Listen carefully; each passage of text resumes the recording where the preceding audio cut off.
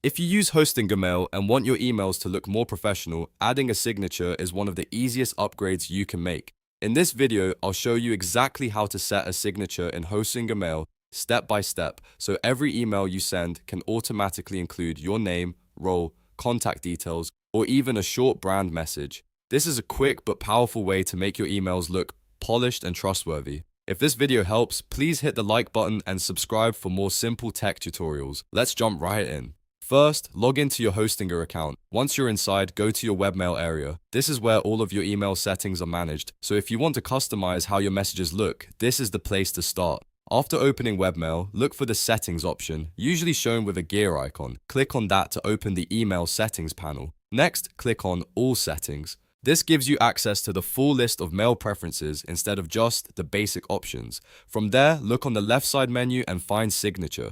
This section is specifically for creating and editing the signature that appears at the bottom of your emails. Once you open Signature, you'll see an option to add new or edit, depending on whether you already have a signature set up. Click that button to start creating your signature.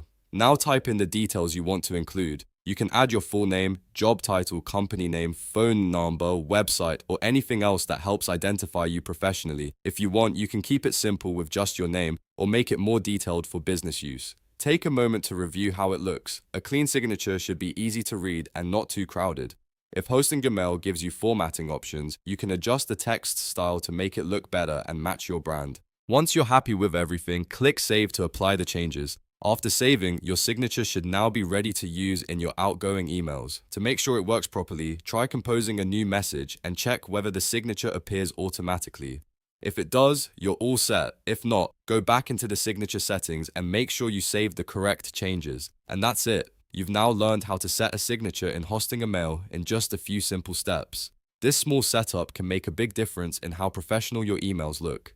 If this tutorial helped you, don't forget to like this video, subscribe to the channel, and turn on notifications so you don't miss the next helpful walkthrough. Thanks for watching, and I'll see you in the next one.